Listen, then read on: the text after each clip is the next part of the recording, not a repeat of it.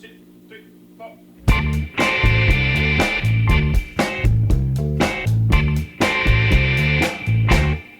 Welcome to a special edition of Off Panel from Sketch.com. We have a double podcast this week as ComiXology just announced a new service, ComiXology Unlimited, and I wanted to get to the heart of the matter with this episode's guest, the CEO and co-founder of ComiXology, David Steinberger. Thanks for taking the time to chat, David. You bet. Thanks for providing the opportunity. So first I have to ask, I feel like you're having a pretty busy day. Fair statement? Yeah, we're having a very busy day. It's been a lot of fun. Well, I mean, today's big announcement, I mean, it's gigantic because a lot of people have been asking for these things for this type of thing for a while, but it's ComiXology Unlimited. It's a service that gets people access to a bunch of comics for, in my opinion, a very reasonable price of $5.99 a month. But what I wanted to ask you about to start with was, you go on social media, you go on the conversations amongst comics people and everything, and you see that the word unlimited has caused some confusion and like consternation because it isn't really unlimited. It offers like a very wide breadth of books, but the depth isn't, it's not every volume of Saga. It's not every volume of Chew or something like that. That's right. And so I've been kind of like, in my mind, I kind of look at it as like, it's like a ComiXology gateway or ComiXology discovery app.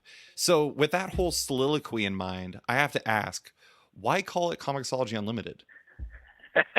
We couldn't come up with a better name, honestly. Like we worked really hard. And I do believe that there's enough, when you say there's a very wide breadth, I do think that the thousands and thousands of books that are available and our plans to continue adding content and cycling content around is going to keep people busy month to month to month to month. Right. We have no limits on the amount you can read. Mm-hmm. I don't believe that anyone that isn't a bot can read every book that's in there in a month. There's just no chance, nor in several months, nor in 6 months or more. That sounds You'd have to make it a full-time job and not stop. So it is, and the idea is, of course, it's not like ComiXology Sampler was going to work in terms of, you can download up to 50 books at a time on your device. Mm-hmm. You can continue to cycle those out. I'm with you. I get why people are confused. I think that'll all settle down in a couple of days. Oh, for sure. And like, as you were suggesting, it would be, I mean, you might have like inspired some sort of like ComiXology Unlimited challenge where somebody's going to try to read all of the books on there in a month. And that person may actually just like pass out because that's just way too many comics to read.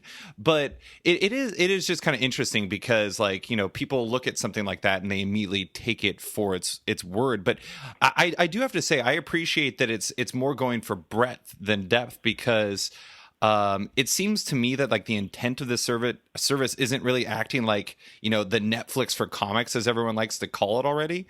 But it's more of like a low cost, sprawling introduction to the medium and like certain books that could theoretically foster sales later on. Is that a fair statement?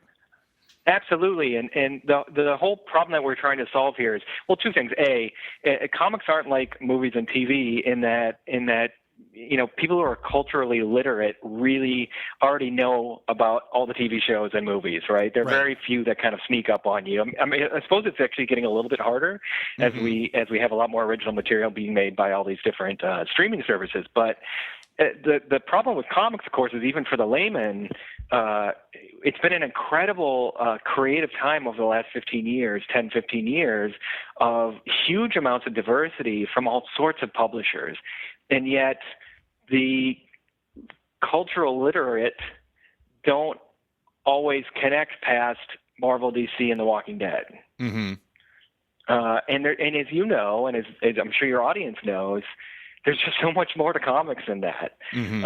And so trying to find a way to say, look, 30-day free trial, $5.99. I looked up the price of a venti frappuccino in New York City. It's $6.10 with tax a month. And you can explore this incredible world you had no idea existed. Even core fans who have been sitting on the sidelines and maybe haven't dipped their toe into the water for Saga or Bitch Planet or even Attack on Titan. It's manga, but for people who have watched the anime, I mean, there's just so much capability to explore. I like to think about it as like you never are going to have a problem finding the next thing to read. because you always just be able to sit back and like thumb through the catalog a little bit and grab this one. It's always the starting point, right? It's always the number one issue, and go, oh man, I had no idea this was so good, or like, no, that's not my taste, I'm moving on to the next one. And I just think it's going to be a delightful experience for people who like to explore what's out there. Yeah, I mean, a great example is Hellboy, because like I'm a crazy Mignolaverse fan. Like I love all of Mike Mignola's stuff. I love the expanded universe, all that stuff like that. But that's a book that has a very dedicated and passionate fan base, but it's not something that everyone reads. And I feel like that is definitely something anybody could enjoy, and that's on ComiXology Unlimited, right?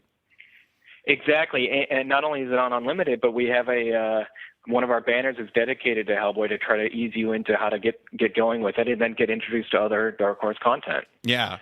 So yeah, totally a gateway. This is gonna be another one of my sprawling soliloquies, but you know, you said that this would work for the core readers as well, but to me, it feels like it could be an even better gateway for a casual or new reader, and I'm giving you an example for that. My wife. She's not a comic reader. She finds comic shops to be bewildering, mind-blowing things. I remember we went in one time and she asked, where do you even start?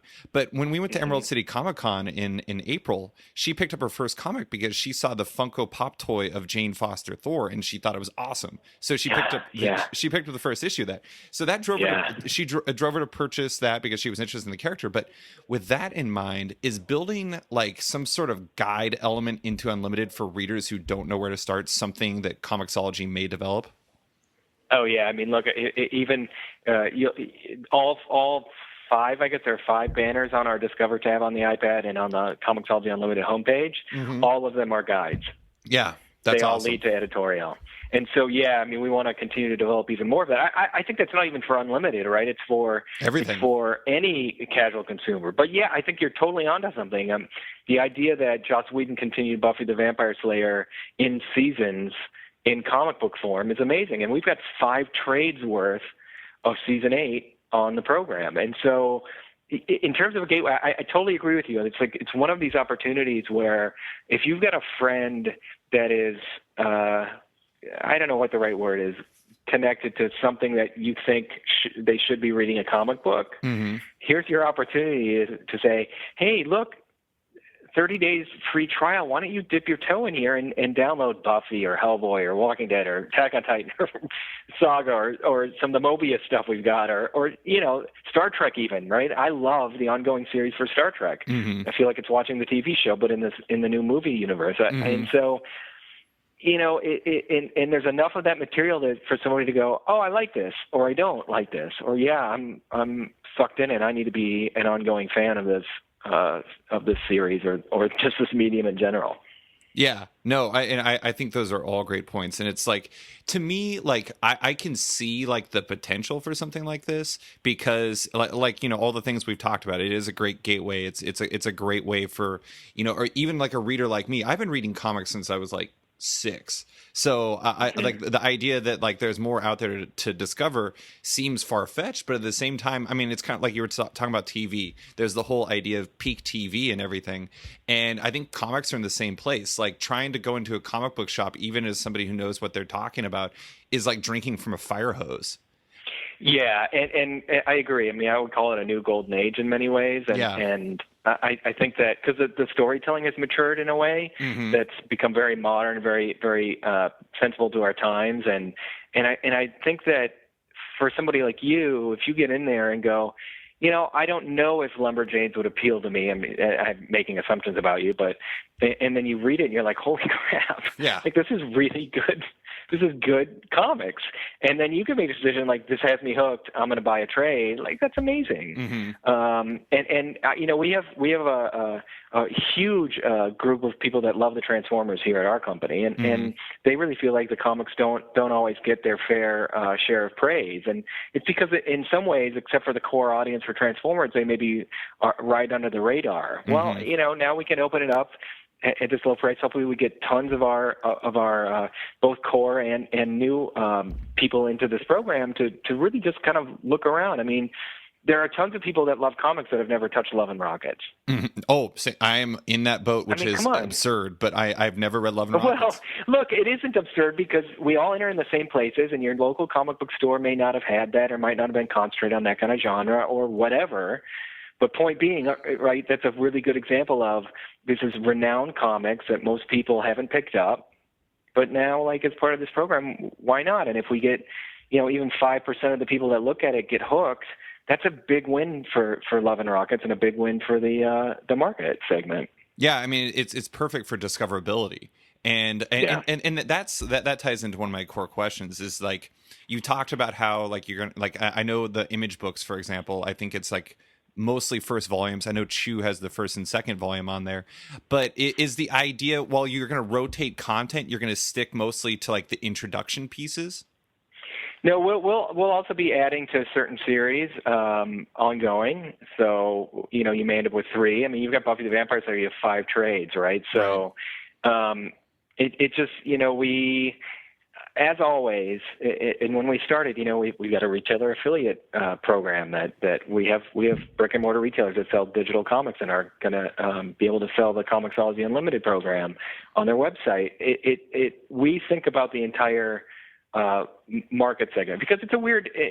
We have to admit, unlike most popular media, you don't have this small group of retailers with periodical content being the first place that publishers make their money, right? And so you do, just like digital itself. When we eased into it, we launched 100 books.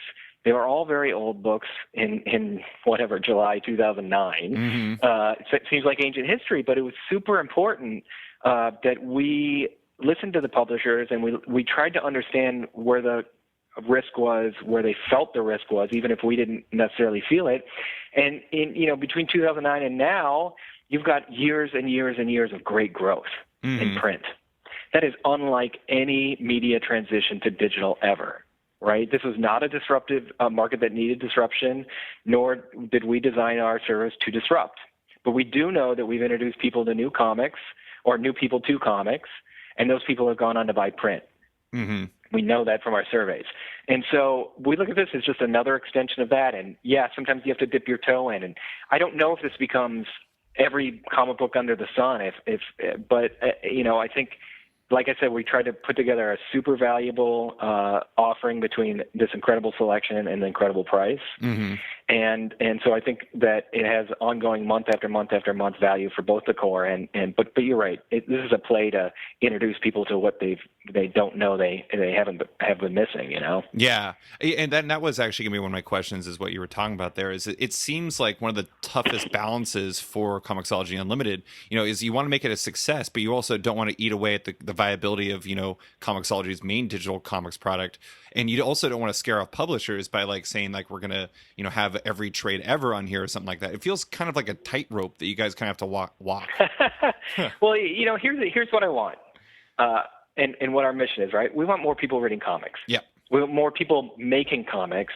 We want more variety in the comics that are created. The only way to do that is to make publishers and creators successful, right? And to introduce more people to comics. This is one method of doing it.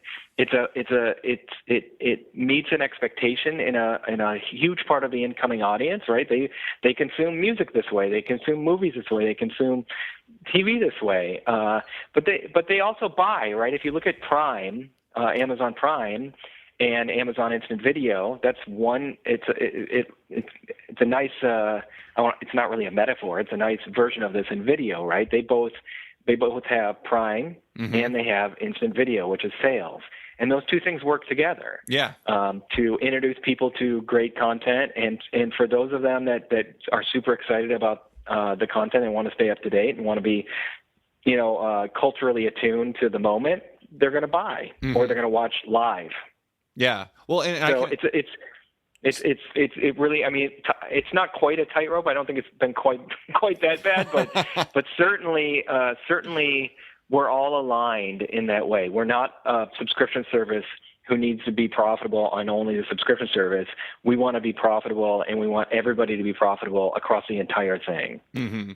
Yeah. No, and it makes sense because like I can actually speak to my own experience on like for example, I was Secret Wars was coming, right? The Jonathan Hickman and Esad Ribic event, and I had fallen way behind on Jonathan Hickman's Avengers books and of new Avengers books. So I went on to Marvel Unlimited, and I was like, okay, I'm going to catch up on this. I'm going to see what's going on. I read like as far as I could on Unlimited, and I was like, now I'm like crazy hooked. So then I went into ComiXology, and I bought all of the comics off of there. I bought the, and so it's like it's interesting because the idea of at least the digital product. I mean, and it also works in retailers the same way, because I've done that before where I've read on Marvel Unlimited and I went to a store afterwards.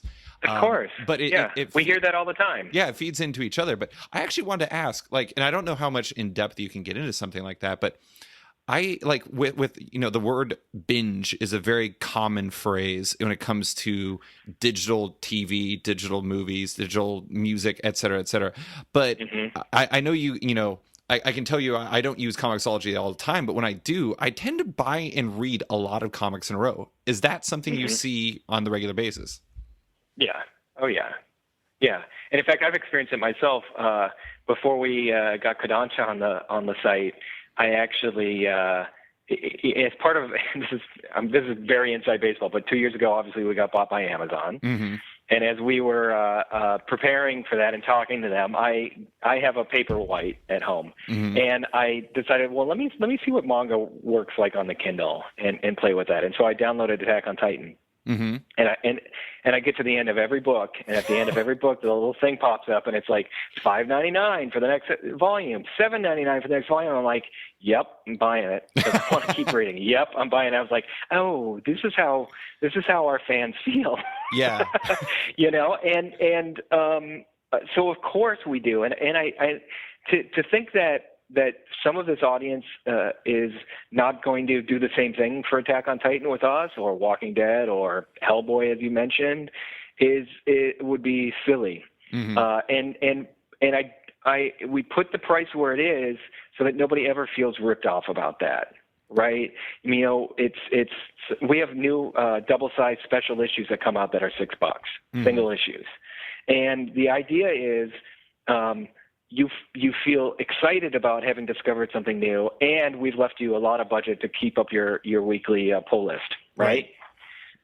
So we'll see. I mean, we'll see over the next in the course of the next few weeks and months how people feel about it and what happens. Yeah. But we really believe in it, and I'm so proud of the team here and the work that's been done to educate publishers on how we wanted to approach this, and the reaction has been really terrific. I mean, and obviously, as you mentioned, some confusion at first, but that's just bound to happen. And for the later articles that come out, I'm seeing the articles that are starting to sprout out now. They're people who have gone to the Discover page on the iPad or Android and have really kind of looked, or they actually subscribed and they started their trial and they have started digging through it. And some of them are coming out with like, this is actually game-changing amazing. Yeah. Because I never picked up this book. And by the way, it's $10. And yeah, I know I'm going to have to buy volume number 2 or 3 or whatever we don't have in the program, but this is hugely valuable to me. Like, I just think that's fantastic, and I just can't wait to see this unfold. No, I mean, it makes perfect sense. I mean, a great example is like not to talk about a competitor or something like that, but iTunes sometimes does like free TV shows, like first episodes of TV shows. And when they do that, I'm like, oh, I'm going to try it out, I guess. And I'm like, okay, the second episode's there. I'm going to buy that too. Okay, I'm going to buy the third. And so it just happens. Yeah. But I do, one thing I do have to note, there's no such thing as Too Inside Baseball in my show. That's pretty much, my show might as well be called Inside Comics, because that's pretty much what I do. Good. Good. I want to ask, one thing I thought was interesting was the fact that you guys, I think it was like a year and a half, maybe 2 years ago, in-app purchasing went away, and that was available for iOS products and is gone now. Still available for Android products. Is that? I mean, it's like you were talking about when you're reading those Kodansha comics. It's like you read that and then you press the button to buy it next.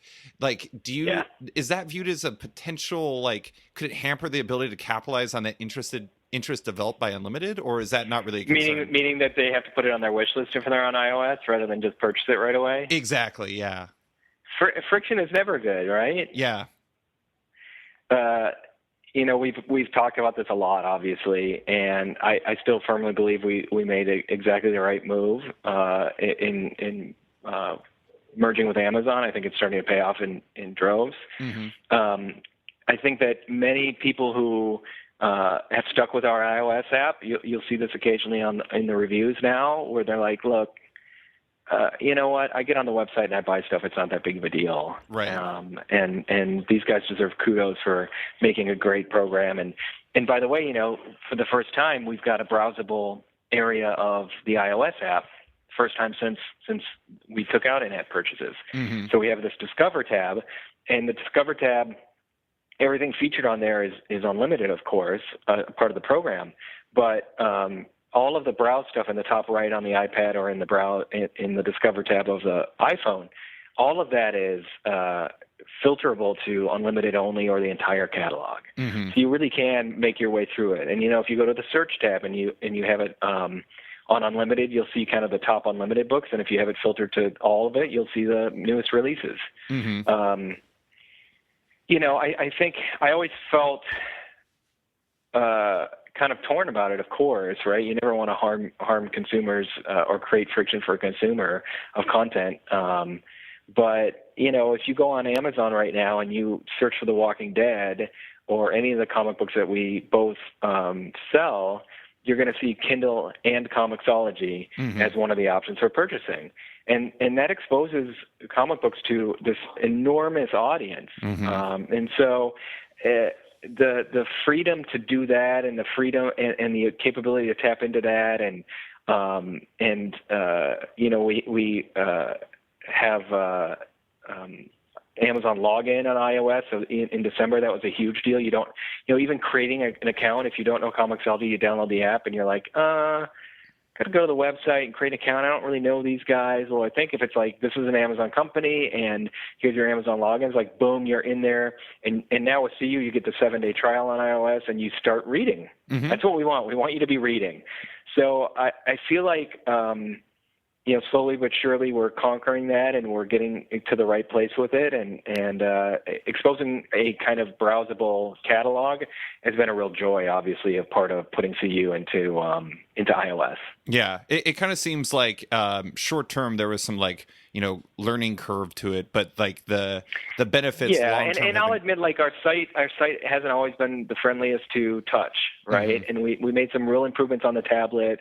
I feel like we still have a couple of miles to go on mobile, but we're working on that, and we're going to get there. We're going to continue to focus on making it a great experience and as seamless as we can, given the limitations we're under. I do like that. So I downloaded it, or I already had ComiXology on my phone, but I signed up for Unlimited and everything. I like how it's called borrowing. Yeah. I thought that was a nice term. It gives it a library feel, which is nice because it's like you do that, and I don't know. It was just interesting to see that term on there. I didn't expect it, but I liked it. Yeah. Well, part of that is also to indicate so you can get 50 books onto your device. Mm-hmm. And so we keep that kind of as a borrowed library. And once you borrow a book on every device, it'll show up in your library as if it's part of your library. Mm-hmm. So in your My Books area, it shows everything that you borrowed, whether it's downloaded or not. And so it just makes it helps make it a seamless transition from web and streaming on your computer to your, maybe you've got an Android tablet and an iPhone. I don't know. Mm-hmm. So they're all kind of seamlessly there, and it keeps your place in the book, so you can move from your tablet to your phone and keep your place, and it just becomes a part of your library. But yeah, it was important to try to make that clear. Yeah. So I got two last questions for you. One, I think that, obviously, like you again, it was core readers are part of it, but I do think casual readers and new readers are very important. And I think I think given your mothership and its significance, I'm very curious as to, what you guys are going to do to get the word out there. And I like the story dropped, I think, on Entertainment Weekly originally. So obviously, and it's getting picked up by like The Verge, and it's getting picked up by big sites all over the place. But besides that, like, what are you guys doing to build awareness? Because I feel like, if this is going to be as great of a gateway as it seems like it could be, it seems like awareness is going to be maybe your biggest roadblock. Yeah, so we have lots of programs for that. So as an example of some of the things we've done, if you bought I can't remember exactly what the game was. If you bought one of the Star Wars games, you got a redemption code to get 3 great Star Wars comics from Marvel's most recent work in the last year and a half. We've done that. It seems like we had another one really recently. I can't bring it to mind. We're doing an email promotional campaign to affinity, what we call affinity buyers at Amazon right now. Mm-hmm. So people who aren't connected to or committed to ComiXology, but have shown some sign of interest in comic books, whether print, digital, or collectibles. Mm-hmm. There's this, video game. It can go on and on, right? We started with very specific people that have shown some interest in comics, but that'll. We have all this great video game content even on here on the program, right? There's some video game books, and there's nothing that keeps us from saying, hey, 30-day free trial, and by the way, this game that you appear to be into because you bought it is in here. Yeah. Come play. Totally. Come play. And oh, by the way, here are all these thousands of other books that should have some appeal to you. Mm-hmm. I mean, I can't wait, right? This is all, you're talking about the exact things that we've been thinking about and working towards. This program, being a member of ComiXology Unlimited, just opens up all this incredible content that we now have ways to, to be smart, right? We don't, if you've watched all of Buffy the Vampire Slayer and Prime, maybe you're a good candidate for knowing that season 8 continued. Mm-hmm. Season 9 is out. Season 10 is out. You can do 3 more. You can get to the 3 more seasons of Buffy the Vampire Slayer show ran. Mm-hmm. Being show run by Joss Whedon. Yeah. I mean, that's like, what a great opportunity. And by the way, so Serenity's in here too. But beyond that, here's all this stuff that it hasn't become a TV show that you will love. Mm-hmm. Yeah. No, I mean, and I think it's like you're talking about like all the different ways you could like reach people and everything. Like my wife, again, is a perfect example. Like she bought a Funko Pop toy and that transitioned her buying comics. Like it doesn't have to just be, like for like interest. And which I'm curious, which toy? They had like that's what you're talking about, the Thor one. It was the Jane Foster Thor one. They had like a Secret Wars exclusive one, and she saw that and she's like, "Who is this?" And then she asked me these questions. I was like, "I have some things to tell you, wife." Well, right, and then you connected her to a really great book. Yeah. I mean, it helps a lot that Jason Aaron and Russell Dowderman are making a hell of a book there. Man, right? Yeah. And there's a lot of that going on. Lots of opportunities there, and for us, it's about let's test it out. Find a publishing partner that will work with us and test that out. Let's rate and look at the data and see how that did. Oh, did it work? Then let's do more of it because more people deserve to be reading comics. Mm-hmm. And for all of us that are, I'm sure you're the same way. You're like always trying to figure out, these friends that they should be reading. How do I get to do that or get them to do it? So, super, super important element to that. I've always found that my friends would totally read comics if I just basically put them in front of them, and then they read them. And they're like, comics are really good. And it's like, it's funny how that works. But all right, last question for you. Let's say, and I kind of feel like I already know the answer to this, but let's say that all of your unlimited hopes and dreams come to be, David. What does that look like? What does success look like in your best case scenario? And this just speaks for the whole company's aim. Millions more people reading comics. Mm-hmm. Yep. That's it. That's it? If connecting millions of people to graphic novels and manga and comics. And I should be reading Love and Rockets and Transformers comics, apparently. You should definitely try them out and see if they are to your taste. I will have to do that. Thank you so much, David. I appreciate you taking the time. Hey, it was a pleasure. Thank you. Thanks for listening to this special edition of Off Panel from Sketch.com. This week's guest, David Steinberger, is the CEO and co-founder of ComiXology, and you can find his and his team's work in ComiXology Unlimited out there somewhere on the internet. You can find more Sketch content at Sketched. That's SKTCHD.com. Follow us on Twitter at SketchComic. Like us on Facebook at /Sketched. And if you're an iTunes listener, give us a rating or review. Thanks for listening, and tune in later today for another episode. We have another episode coming today.